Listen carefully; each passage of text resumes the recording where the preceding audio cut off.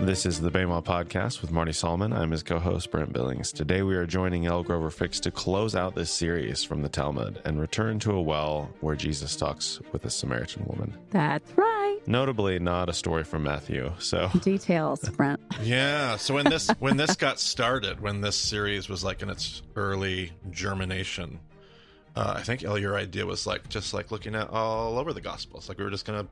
Right. But then when you start diving in, there's so much material that you just decided to stay in the lane of Matthew. But I was like, but I already have something fun in John, and I want to talk about that. And you were gracious and let us do a little episode here at the end of the series. So we're stepping out of the Matthew lane. I mean, I love that. We've been in Matthew. That's fine. We're ready to scooch on out, and this is a good transition. Yep. To retain order, we have titled this Talmudic Matthew, but actually John. Right. I originally wanted to title it, and I just have to say this because I still like it too much. A woman, a well, and a targum walk into a bar. It is good. It is good. Thumbs up. Yeah, absolutely. But this is our last episode of this series. We might return to it in the future. So before we move on to our material that we're excited about in this episode, is there anything that stood out? Especially Brent, you've been able to be present at all of the episodes we've recorded. Marty's been in a few. But have there been any standouts, any takeaways, any final thoughts to put this thing in the ground? It's just amazing to me how many more layers there are to uncover about these stories that we've talked about so much. We went verse by verse through Matthew. We've talked about a lot of Matthew as we've covered the Chosen, like it's come up in many other places.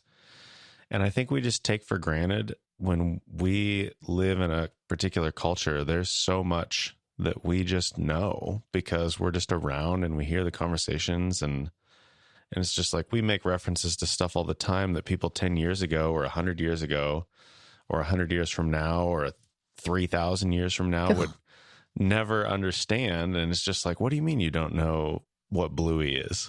Like, that's just part of our culture. And yeah, there's just this whole layer of Talmud that we've had a chance to explore and try to understand some of the things that Matthew may have been referring to without even realizing that it was that big of a deal to refer to it, because to him it was just the conversation that was happening. Part of the landscape. I love that. Yeah, I think the thing that comes to mind when I think about this series is I was actually recently just reviewing Reed Dent's first episode before he was a co-host, episode 206. And one of the things he says towards the end of the episode, and he's referencing someone, and it's escaping me now who he's quoting, but Probably Buechner. Yeah, I was going to say it's got to be Buechner. That's what you would think, but I'm pretty sure it's not in this case. But golly, it might be, actually. I can't remember. There was two Buechner quotes, and I don't think this is one of them. But he was talking about how Scripture is like a stream that at its beginning is ankle deep, and then a little bit later it's knee deep, and then a little bit later it's waist deep. And there's a part for every single person to be able to get into the stream and play or dive, but this thing just keeps getting deeper and deeper. You really never get to the end of it, and you don't plumb the depths of it. So that's just what I was thinking of it. Learning all these layers, this continues to add color and add richness and adventure to the study. That's beautiful. Thanks to Pastor Reed and you. So my thought was, I have one of my favorite targums that I wanted to talk about.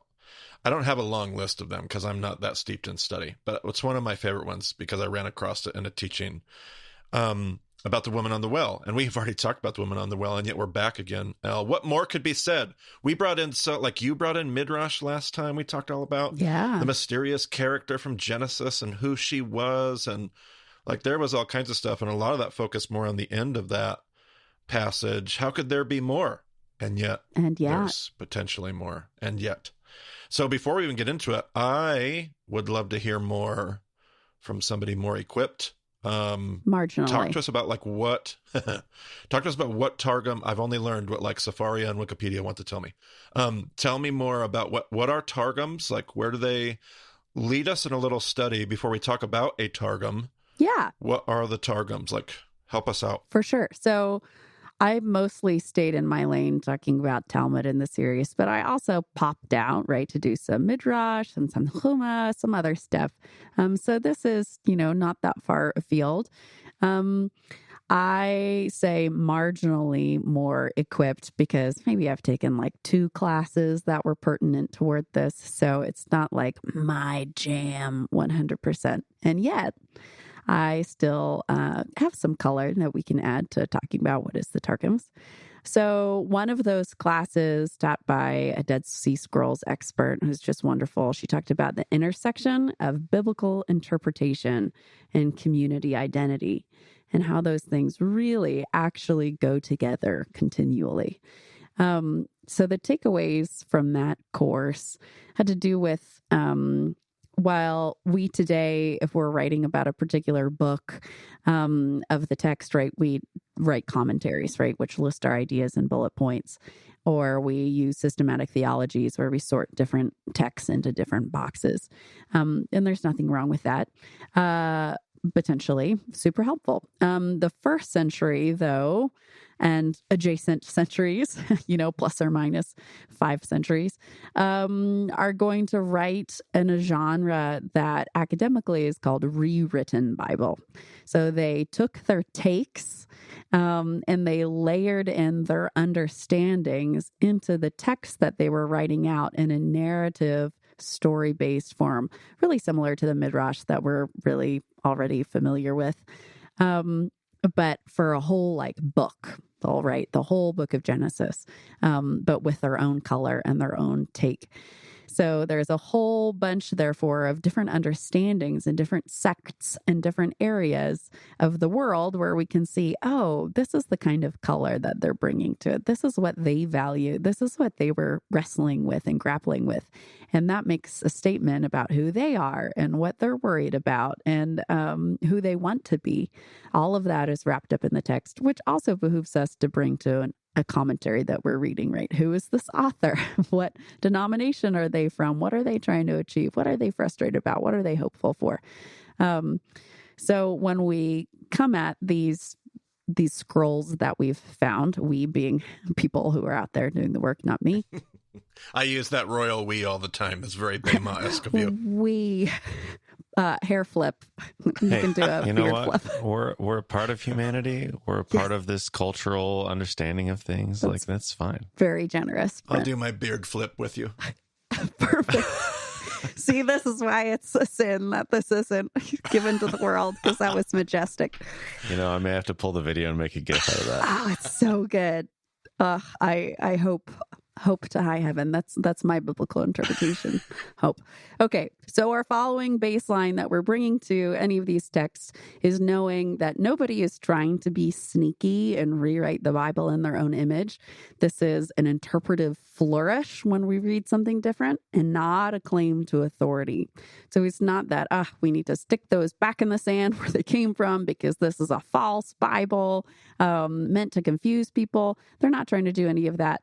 This is just the way that they put out their ideas and talked about the text in a way that could be shared with other people other than walking yourself and teaching it yourself. I like that point because it's we would never think that about our commentaries today. We would never think. Nobody picks up a New Testament application commentary from Zondervan and because they find an idea, think to itself, well, this isn't Bible. How dare we read these things? We're reading somebody else engage with the biblical text, trying to bring color, interpretation, and light to it. And we like some of those things and we don't like others. And that's the art of hermeneutics. And we do that too sometimes in the Christian community without even putting that name to it. But we kind of have an oral tradition about things like, Satan has horns. We all know this. Yeah, obviously. Which is a relic of some medieval, thing. Okay, so those are the questions that we bring to these particular scrolls, this rewritten Bible genre. So here are a couple examples that pop up when you start looking at this genre and these communities. Number 1, we've got 1st and 2nd Enoch, which is Ethiopic. And their big question that they're seeking to answer when you read those texts, it can be pretty wild, but they're trying to answer the question, why is there suffering in this world? The questions of etiology, big picture stuff. And the answer of this particular community is that it's the Nephilim's fault. These fallen ones from Genesis, they're still around. They're battling with good spiritual forces. And therefore, we as people of faith also ought to do the work of Ephesians 6, the spiritual realm, engage with it. So that's their community idea about the text. And they take out this piece and embellish it a whole bunch. And you've got the Watchers and all this very cinematic stuff that I'm surprised hasn't been picked up yet, honestly, by Hollywood. Second, we've got Jubilees, the Book of Jubilees, which is also from Ethiopia. And this one centers in as it's rewriting everything, just going through Torah. They're concerned about establishing that the patriarchs also had halacha or minhag, which means the legal text of how we walk as put out in the Talmud. And then minhag is customs. So the things that aren't even as like heavy and serious as halacha, the way we walk, our commandments, our mitzvot. Why were they worried about that? Why were they trying to cement that in with the patriarchs? They were really concerned about the incursion of Hellenism into Ethiopia. And so they're worried about assimilation. They're trying to root these things further into the text. And that was the Jubilees, you said. Those were also Ethiopian. Yes. Got it. Qumranic writing that we found in the Cairo Geniza are mostly legal texts. Makes sense. Cairo Geniza, go back. What is that? Ooh, that's like an attic that they found in Cairo that had a whole bunch of scrolls packed in there, which makes sense because if something has Adonai's name on it, you're not allowed to throw it away. And so you have to shove it somewhere. And when they first found it, they thought that it was a bunch of forgeries until we found the same thing over in the Dead Sea Scrolls later. Yeah, that word Ganisa is the word that you use for the place that you do away with scrolls, right? Yes. Isn't that what that word is? Okay, great. Yep. Marty, what was the word of the thing that they found like underneath the synagogues, though? Because I thought there was a different word. No, that's it. I'm almost positive that's it. Is that it? Okay. And I always try to remember that word, and pretty sure that's it. We were at a dig this last round of trips. The synagogue at Al Kanatir, they were doing some work on it, and they ended up finding... they had just found it. Like I walked into the synagogue and the archaeological team was there. They were like, "We just found this year," and it was a Ganisa. Yeah, that's super cool. Underneath the synagogue, it was pretty fascinating. Incredible. I love that. That's beautiful. Cairo Geniza has like 400,000 scrolls and fragments in it. That's a thing. Yeah, so people can do their like whole doctorate on one tiny sliver of what they found there. So that's followed up by the Pesharim. In my list, these are not ordered in a particular way. The Pesharim are the Essenes take on the Psalms and some of the minor prophets. And that's pretty fun because you see the Psalms infused with new takes, which loop in these big motifs from Essene philosophy. So you've got lots of apocalypse, lots of teacher of righteousness, lots of evil, wicked priest. They're often drawing themselves as these lone wolves who alone will make it through the coming darkness. They also, since we did 137, Psalm 137 earlier and read Psalm series, they do a redemptive take, new Psalm 137, which loops in some Isaiah and the Shema to kind of say, hey, that's not the era we're in anymore. Let's celebrate that. So they bring in some stuff. The Targums are in the list, right? They're the Aramaic translation or interpretation. That's just what Targum means, translation or interpretation, which always go together, right? To translate is to interpret. And then the last one on my list here is the Peshitta, which is Syriac, and it's still used today by the Syriac Church. The Peshitta is really fun, at least to me, because it's a big part of the reason scholarship is divided about whether some of the New Testament may have originally been written in Hebrew, because the Peshitta seems to reflect some Semitic grammar and language rather than Greek. But I don't read Syriac, so other than being excited and biased, I don't have any reflections or thoughts of my own. Just what I hear other people say. Love it. Maybe someday. I think we can get on board with your biases. I don't know. I wouldn't presume, but it does occur to me, like, if I knew Sanskrit or something, would I be like, the Bible must have been written in Sanskrit, just because it's the language and so you see all these connections that may or may not originally have been there. So I know that they're my biases. Fair enough. So you made a statement a while ago, Elle, where you were talking about translation and interpretation always go together. Yes. You were talking about the Targum specifically. I think the ones we're looking at today, if I do the things I sent you, are they qualified? They're Targums, right? Yes. Okay, wonderful. I didn't want to, that would be bad to find out on the episode. Well, actually, Marty, those aren't Targums at all. Those are the Pirushim or whatever. So that is fantastic to learn that I was right in identifying those correctly. But you said those are like Aramaic translations. Yes. And that there's interpretation. And I love your point about remembering where they're at when they translate those. What are their agendas? Right. What are they trying to accomplish? What are they afraid of? All those kinds of things. Did you have anything more to elaborate on in the case of like these Aramaic? I do. Wonderful. Yes, certainly. So, what more can we say about the Targum, since that's what we're pulling from today? There's one guy who translated the Torah in what is known as the Torah Targum versus the one that's on the rest of Tanakh. And the Targum on the Torah is written by a guy named Onkelos, and he was a Roman convert to Judaism in the 1st century. Supposedly, according to Talmud, he was either Hadrian or Titus's extended family member, maybe nephew, maybe something like that. And in the Talmud, it talks about why he converted.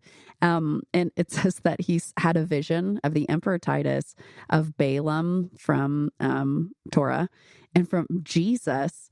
And he saw that all of them had led Yisrael astray or damaged them in some way. And so he was like, oh man, if that's what happens to people who are against the Jews, I want to be with the Jews. And so he converted to Judaism despite being part of the Roman emperor's family. And because he is from an outside perspective, right? He didn't grow up with Hebrew, etc. He therefore started translating Torah into Aramaic, more of a lingua franca.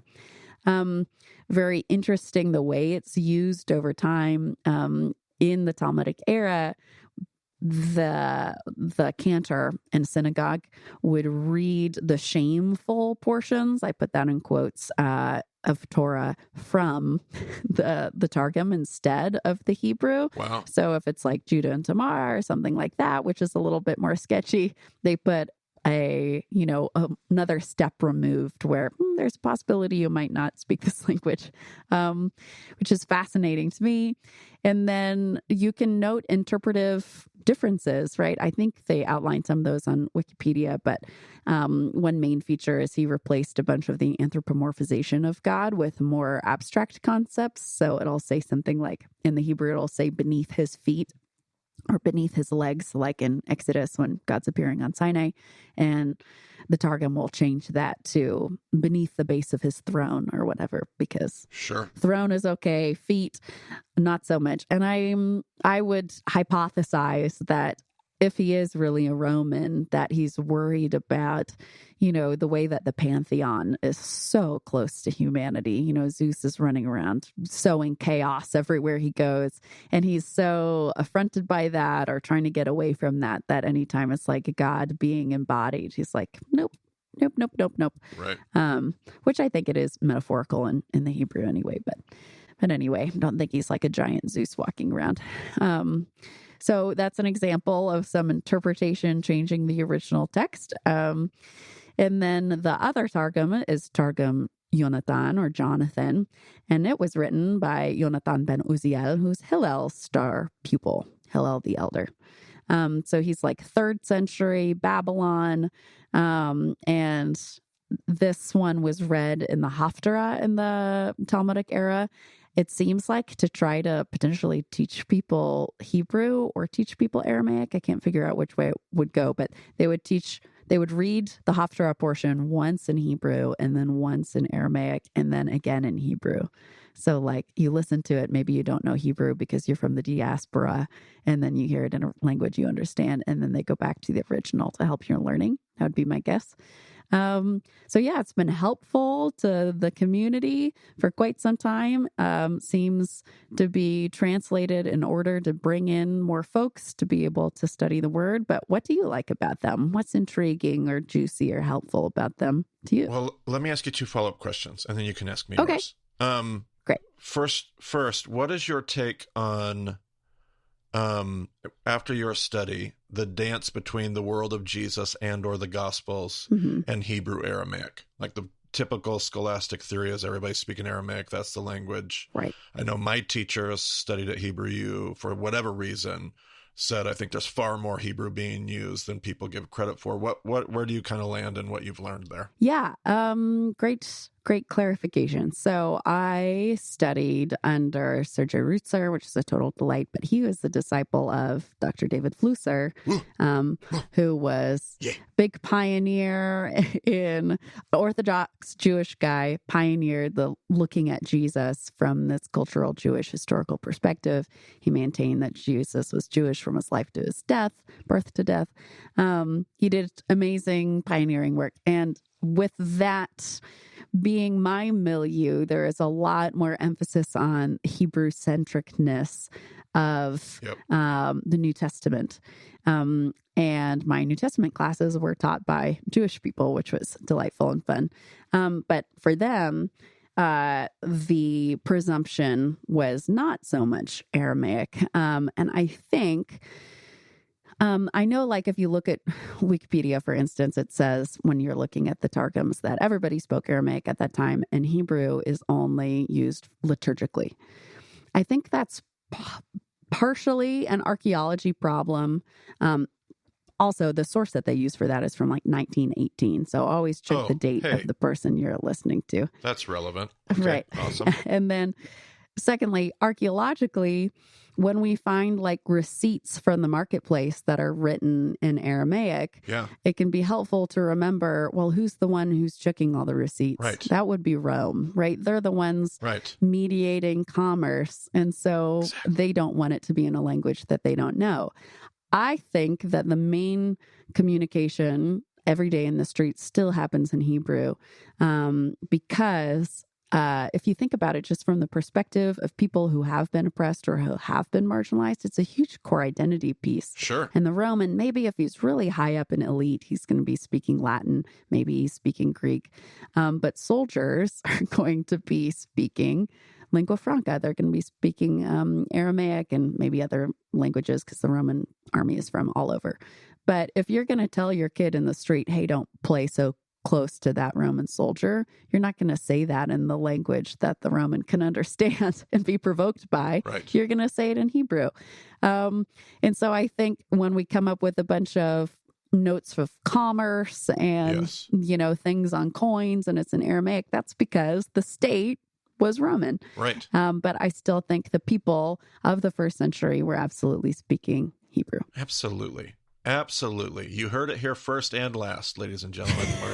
Marty Solomon and Elle Grover Fricks. That's right. I mean, I think that even applies in our culture today. Sure. And, like, I don't see this nearly as often where I am, but just this week I was at the store and I'm going up and down the aisles, doing my thing, shopping, and there's other people. And, you know, when you're in the store, you kind of tend to pass the same people as you're going the same direction through all the aisles. And there was this family, and I think they were speaking Spanish. Could have been something else. I wasn't particularly close, but they were speaking whatever the language was. And then they get up to check out, and then they're going to speak English because that's what the cashier's speaking. Right. And I think that's pretty easy to see in a lot of places where you have any kind of mixed group of people from all sorts of places, and they're gonna speak their familiar language in their own settings, and then, you know, a different language in a more formal or a more official setting or whatever. Right. Absolutely. And then to go back to my second thought was you had this, you know, this discussion about translation always involves a relationship with interpretation. Right. It made me think of a comment you made, I don't know how many episodes ago, about the Septuagint, which is really that same principle, right? It's the same. Right.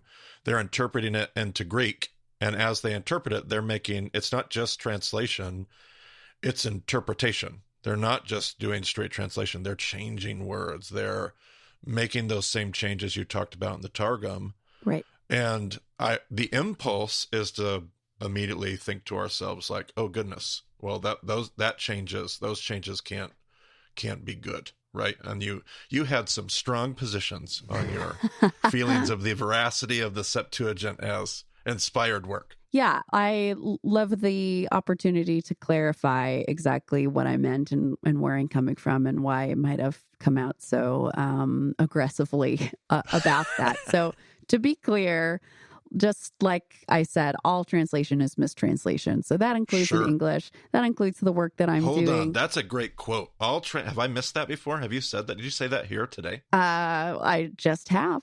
That's fantastic. All translation is mistranslation. Whew. That's a doozy. It is a doozy. And it's unfortunately true. So, if some Hebrew speaker came upon any of my translations, they would also be like, what is this? What are you talking about? Blah, blah, blah, and have a million problems. And that's the nature of a language, which is so different. It's not like, listening to a French person speak and you're like, oh, yes, enchanté, indeed. You can pick up on things. Right. Totally different system, totally different way of thinking, totally. We can talk about translation philosophy and stuff at a different time. But so coming at the Septuagint then, it is also an example of people doing their absolute best with the way that they have been made and the culture that they are a part of to take the inspired word of God and to make it accessible to a large group of people. And that is good. So I'm not saying that the Septuagint is garbage and should be thrown away. What is more challenging, at least to me, is when our work on the Hebrew Bible is not using that original text. Sure, right. And it's more challenging for me, which, who really cares? But if it's somebody doing that because they don't speak the language, right? Because they know Greek, but they don't know Hebrew, and so they work out of the Septuagint, then I have a little bit less personally patience. It's like, come on, you want to talk about it? Learn the language. Right. Right. And it does get a little bit more weight. We've texted about this because the apostles use it and it's quoted in the New Testament. And I would just maintain that as the gospel is spreading, and it's not just for Hebrew speakers, as Jesus, modeled for us. Even his words on the cross are in Aramaic, right? In my opinion, so that the Romans can hear him as well, right? That continued to be important to him. That therefore they were taking the Hebrew text and they wanted to be inclusive of everybody who doesn't speak that in all of the places across the Mediterranean and down into Africa, over into India, all the way. Incredible global movement is happening. They want to make sure they're using a language that's understandable by everybody as much as possible. And so I think that's why they used Greek, not because it's on equal par with the Hebrew text. And I had a little bit of extra spice on that because sometimes people send me some odd things, and the Septuagint stuff is one of the things that I get a lot. So that was a little extra chip in my shoulder that was probably extra confusing. Like, whoa, what's going on there? Sure. Hang out in my inbox for a while. Sure. Well, and to bolster your point, they're not just doing their best to translate. Translation in the Septuagint isn't even all the time their chief goal. Like, they're literally interpret, like they're commentating, right? Their commentary is like packed into they're not trying to translate accurately. They're trying to add commentary interpretation in the very words that they're choosing. Right. And so, which even bolsters the point you're making. What I find difficult, and I still find this difficult. Okay. I remember listening to Peter Enns talk about this at some length. As you pointed out, like the New Testament authors, the apostles, 95% of their quotations are straight verbatim from the Septuagint. And originally I had that same thought of, well, it's for their audience, it's for that thing. And yet they hinge their theological conclusions on the Septuagint interpretation. The theological conclusions the apostles engage in don't work in the Hebrew. Now, it could be that same principle at play, like they're wanting to use a Bible, a translation that works for everybody, and they're doing good theology. It just makes it so hard because they're doing it based out of what my impulse tells me wouldn't be an inspired text. Sure. But they're drawing that exegesis out of it. And that's what makes it so hard for me. Right. Can I add another layer to that? Yes. I would have to look at exactly what Peter Enns is talking about because I don't know what he's talking about. I've read Peter Enns, but I would have to look at the actual text. But one thing that comes to mind as you talk about that is the legend of the way the Septuagint was written is 70 bros who are writing it on behalf of Ptolemy. They're brought to the palace, basically, and he says, oh, this book seems fascinating. Please translate this into my language. Yep. And so they all go into their separate rooms and they miraculously bring out the same thing. And that's how we know that it's extra special and good. Right. It occurs to me that a lot of the work that the apostles are doing is still right under the eye of the state, right there. Sure. The state has not collapsed yet. It's still ever present. They're trying to pass these epistles along, tell these stories. Things are going to be read by their overseers, their oppressors. And so there's something a little bit telling it slant, as Emily Dickinson said, and y'all talked about with the parables, about using a version of the text that was also written on behalf of the emperor and under the eye of the emperor. And there might be a little bit of sparkle, a little bit of extra juice and magic in looking at that text with that. A little twinkle in their eye. Yeah. But I would have to look at what he's talking about to be able to say anything really helpful. I love it. Well, we're having way too much fun 35 minutes in talking about all the fun things and nerdy details. I think we should end this episode looking at an example of one of my favorite, well, and really only Targums that I'm really intimate with. There's a few in this passage, but we've talked about the woman at the well before. Brent, would you read John 4, 1 through 26, whatever I gave you? Now Jesus learned that the Pharisees had heard that he was gaining and baptizing more disciples than John, although in fact it was not Jesus who baptized, but his disciples. So he left Judea and went back once more to Galilee, just as we have left our Matthew and gone back once more to John 4. Not to equate ourselves too much with Jesus, but just want to point out the parallels here. Now he had to go through Samaria, so he came to a town in Samaria called Sychar, near the plot of ground Jacob had given to his son Joseph. Jacob's well was there, and Jesus, tired as he was from the journey, sat down by the well. It was about noon. When a Samaritan woman came to draw water, Jesus said to her, "Will you give me a drink?" His disciples had gone into the town to buy food.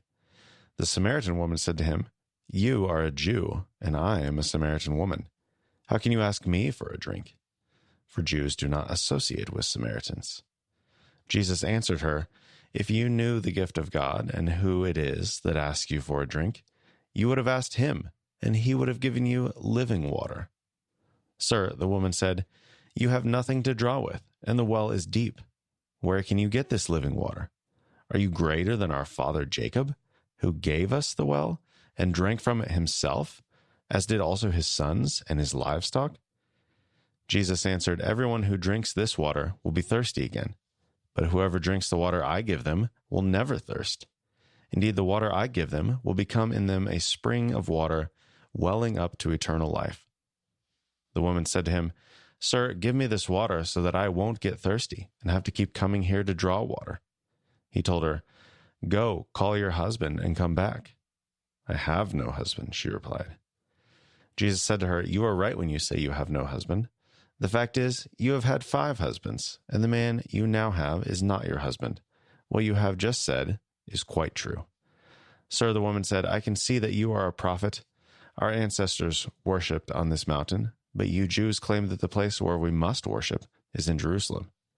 "Woman," Jesus replied, "believe me, a time is coming when you will worship the Father neither on this mountain nor in Jerusalem.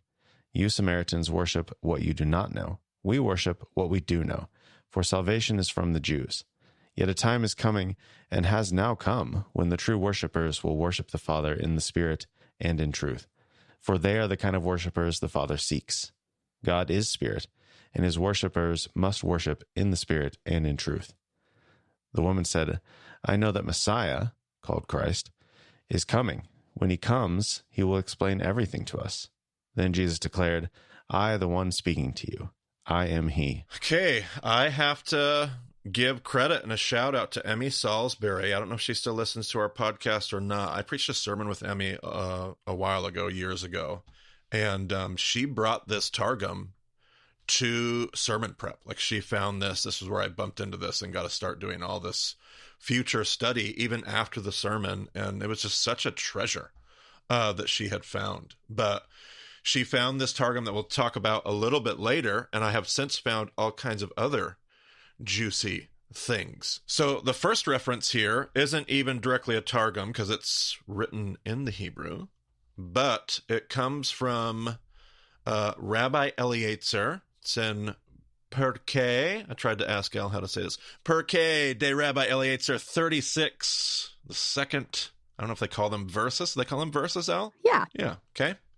Well, it says this: "Jacob's steps were not straightened, and his strength did not fail. And like a strong hero, he rolled away the stone." And this is a commentary on Genesis 29:10. Oh, Brent, could you read that for us? Just give us 29:10. "When Jacob saw Rachel, daughter of his uncle Laban, and Laban's sheep, he went over and rolled the stone away from the mouth of the well and watered his uncle's sheep." Okay, so here's some commentary from Rabbi Eliezer. "Jacob's steps were not straightened, his strength did not fail, and like a strong hero, he rolled away the stone from the mouth of the well. And the well came up and spread forth water outside itself." Pay attention to that, by the way. Just put a pin in that for later. "The well came up and spread forth water outside itself, and the shepherds saw, and all wondered, for all of them were unable to roll away this stone from the mouth of the well. But Jacob alone rolled the stone from off the mouth of the well. As it is said, and Jacob went near and rolled the stone from the well's mouth." I chased this commentary down and found out that there are all these midrash surrounding this idea.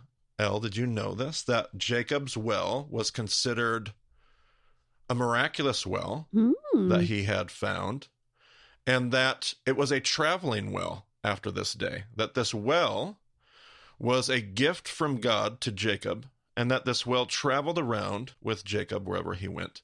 And in fact, after his death, it was lost in the age of the patriarchs. Wow. But wouldn't you believe, who do you think found this well after the story of the Exodus? Miriam. Like we've talked before on the podcast about Miriam's well, that when they found water in the desert, it was a traveling well, that they took the rock, right? They put it on a cart and they traveled, and it went with them all throughout the desert whenever they needed water. Right. The first Stanley Cup. Yes. Oh, that's good. I like that. Talk about references that people won't understand in 100 years. Or right now, either way. Yeah. Well, that's true. Yeah. And so it, whenever they need water, Miriam would speak to this rock. And so it's this traveling well. But the key reference here that I find so interesting is that they called it the gift. It was the gift from God. It's a gift of God to Jacob. And then they called it the gift of Jacob. Like it was the gift from Jacob to his ancestors. Brent, can you read me John 4, give me verse 9 and verse 10 again. The Samaritan woman said to him, "You are a Jew, and I am a Samaritan woman. How can you ask me for a drink?" For Jews do not associate with Samaritans. Jesus answered her, "If you knew the gift of God and who it is that asks you for a drink, you would have asked him, and he would have given you living water." If you knew the gift of God. Of God, which I love that. And she seems to immediately catch, because her next statement immediately jumps on the edge of that. Now, before we jump to that, is the Targum that actually is the one that originally came to my attention. that I just loved. And this one is a Targum Jonathan. This is on commentary on Targum of Genesis 28, which says, again, this feels like commentary, so I'm not even sure what the relationship is between this and Targum Elle. Sure. But the text I'm looking at is in Hebrew as I'm looking at it. But it says this. It says, 5 miracles were wrought for our father Jacob at the time he went forth from Beersheba. And it goes through these 5 miracles. It's going to be number 4 that gets our attention. But I'll read the whole quote here. The first miracle, the first sign, the hours of the day were shortened and the sun went down before his time, for as much as the word had desired to speak with him. The second sign, the 4 stones which Jacob had set up for his pillow, he found in the morning, had become 1 stone. That's juicy. I can't wait to hear the rabbis talk more about that.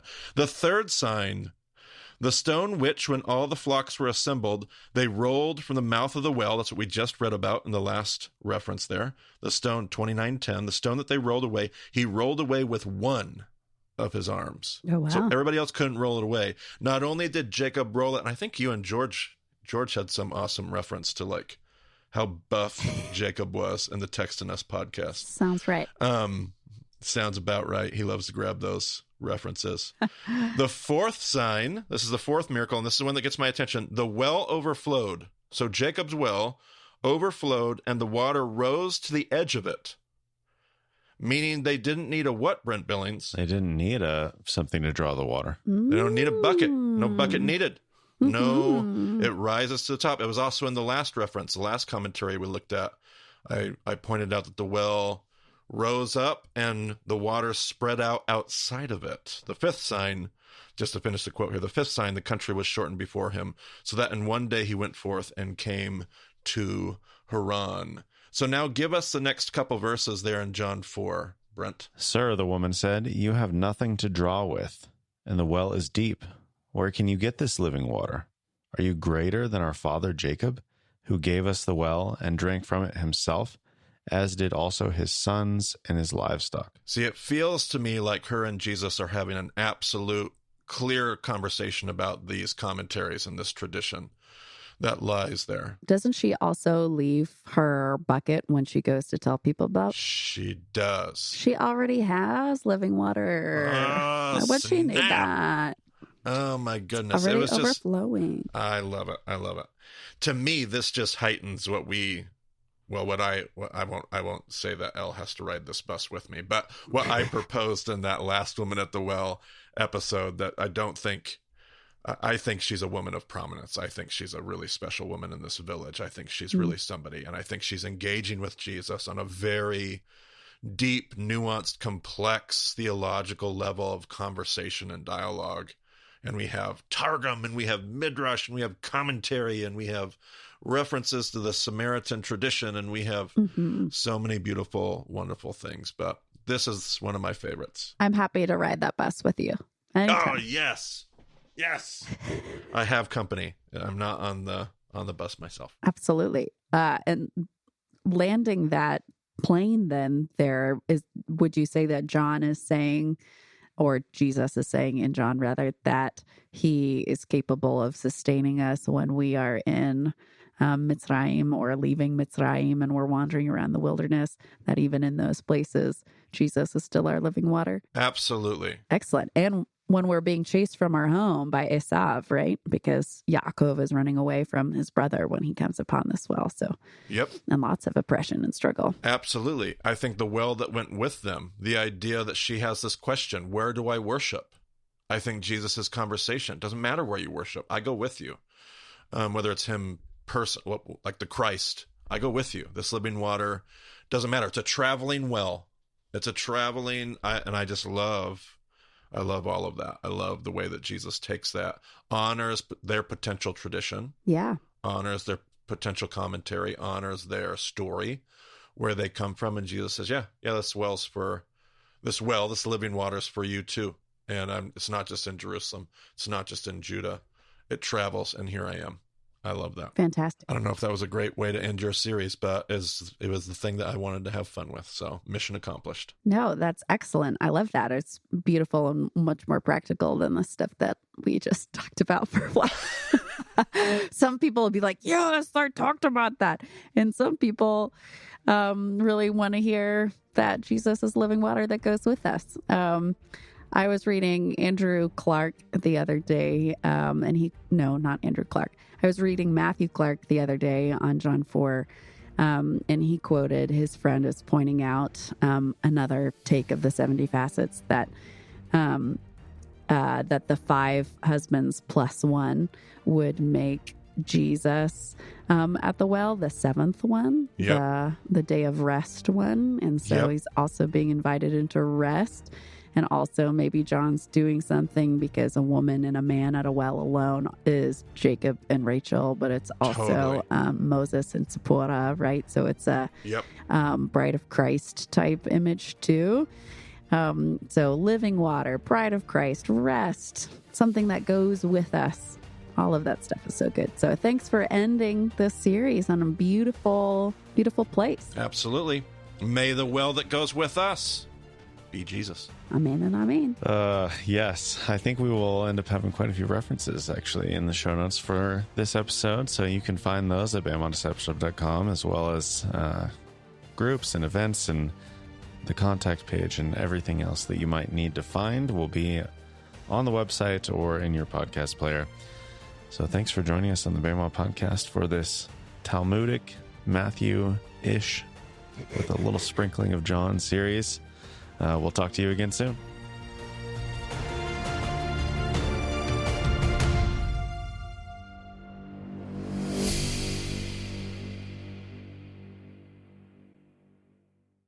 I've finally ascended to Brent's level because Brent always records, or almost always records, barefoot, which is holier and more like Moshe. And I finally joined him. I mean, yeah. Yep. That's why I do it. Absolutely. This is holy ground. Elle, you're going to have to adjust how I say this. This one's going to come from Perky the Rabbi Eliezer. I like that it's perky. I don't want to fix it because it's cuter that It's way. perky. What is it supposed to be? Perke? Pirke.